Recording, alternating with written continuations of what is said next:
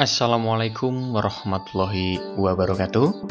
Hai teman-teman, dimanapun Anda berada, saat ini Anda sedang menyaksikan kanal YouTube video pembelajaran materi hikayat bagian kedua. Peta konsep dalam materi hikayat ini difokuskan pada poin 3.8 dan 4.8, yaitu membandingkan nilai-nilai dan kebahasaan dari hikayat dan cerpen. Dan yang terakhir adalah mengembangkan hikayat ke dalam bentuk cerpen dengan memperhatikan isi dan nilai. Baik, mari teman-teman kita lanjutkan. Subbab yang C, yaitu membandingkan nilai-nilai dan kebahasaan dari hikayat dan cerpen. Ini ada 3 poin yang akan kita bicarakan ke depan. Yang pertama adalah mengidentifikasi karakteristik bahasa hikayat, membandingkan penggunaan bahasa dalam cerpen dan hikayat, dan membandingkan nilai dalam teks hikayat dalam cerpen. Oke, untuk di topik pertama, mengidentifikasi karakteristik bahasa hikayat.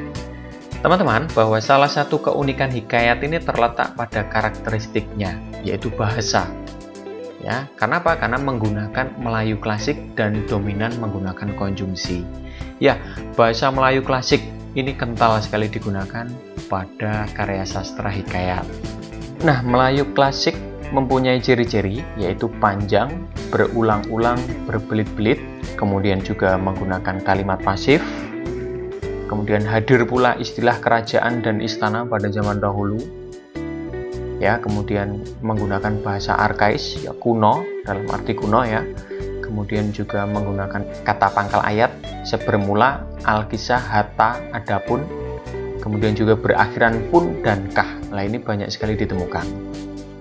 Kemudian hikayat juga menggunakan konjungsi, ya, hampir ditemukan di awal kalimat. Maka, alkisah, syahdan, bahwasanya, kalakian, arkian, maka, hatta, sebermula, dan lain-lain. Nah, ini konjungsi-konjungsi yang sering ditemukan. Kemudian konjungsi biasa meliputi dan, sehingga, lalu. Artinya ini konjungsi di hikayat, nah ini konjungsi di bahasa biasa. Nah, jadi agar teman-teman memahami ya arti dari konjungsi-konjungsi ini.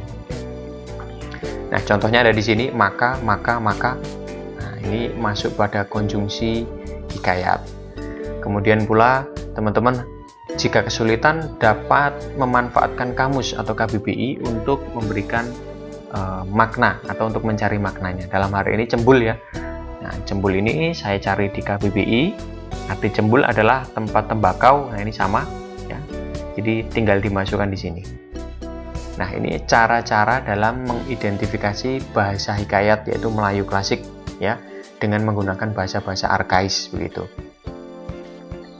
Nah, ada pembahasan tugas ya pada hikayat Bayan Budiman, teman-teman tinggal cari makna dari kata arkais ini. Saya sudah contohkan satu yaitu hatta. Ketika dicari di kamus artinya adalah lalu, sudah itu lalu, maka, ya. Ini dimasukkan di sini. Untuk yang lain silahkan dicari sendiri di kamus. Kemudian yang kedua, membandingkan penggunaan bahasa dalam cerpen dan hikayat. Ya, teman-teman harus ketahui juga bahwa cerpen dan hikayat ini mempunyai kesamaan. Yang pertama, sama-sama merupakan karya narasi fiksi, juga mempunyai unsur intrinsik, mempunyai majas juga, dan menggunakan konjungsi juga. Nah, ini contohnya pada di sini. Ya, hikayat dan cerpen, ya, silahkan baca kutipan hikayat dan cerpen ini. Majas yang digunakan yaitu si miskin, ya, yang digarisbawahi, ya, dan si cantik. Ya, si miskin pada hikayat ini menggunakan majas antonomasia, ya, artinya ciri atau sifat yang menonjol dari si miskin ini dianggap sebagai si miskin. Jadi identitas si miskin adalah sesuai ciri atau sifat yang menonjol.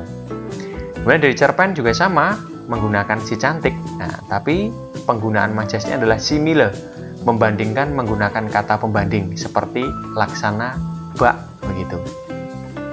Ya, ada lagi di sini hikayat si miskin seperti di mamah anjing, rupanya ya sangat lusuh mungkin begitu. Kemudian di cerpen ada seperti warna bendera bergambar senjata yang merebak dan dikibarkan sembunyi-sembunyi. Nah, ini menggunakan seperti. Jadi antonomasia pada hikayat si miskin dan simile pada cerpen Kabut Ibu karya Masdar Zainal. Nah, ini penggunaan majas pada kedua karya sastra, hikayat dan cerpen. Kemudian juga menggunakan konjungsi, yaitu pada, sebelum, lalu. Ya, ini ya, ini menggunakan konjungsi. Dan kalau di cerpen ada juga ketika, selanjutnya. Nah, sama-sama menggunakan majas. Nah, bukti ini menunjukkan bahwa cerpen dan hikayat sama-sama menggunakan majas dan konjungsi dalam memberikan keindahan, ya, sesuai dengan identitasnya. Kayak hikayat yang tonomasia, kalau cerpen ya simile. Ya, mengidentifikasi jenis-jenis majas, penggunaan majas pada kutipan hikayat Indra Bangsawan dan tukang pijit keliling. Nah, ini teman-teman tinggal mencari saja. Di sini saya temukan majas perumpamaan, yaitu adapun akan hamba, tuan ini adalah seperti, ya. Hikayat seekor unggas bayan yang dicabut bulunya oleh tuannya, dan kutipan cerpennya kakinya bagai digerakkan tanah. Nah, ada pula retoris dan ironi, ya, cari sendiri apa itu majas ironis, majas retoris, ya. Kemudian cari kutipan hikayat dan cerpennya. Kemudian yang kedua, penggunaan konjungsi yang menyatakan hubungan waktu. Baik di hikayat dan cerpen sudah saya contohkan, ya, pada hikayat Bayan Budiman, ya, ada Hojan Maimun, yaitu di sini konjungsi setelah, dan kutipan cerpennya kemudian. Nah, silahkan yang lain juga dicari sendiri.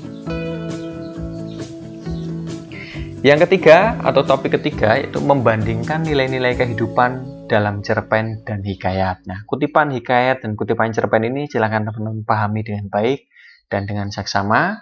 Setelah dibaca dan dipahami, maka tentunya muncullah nilai kehidupan yang dapat diambil.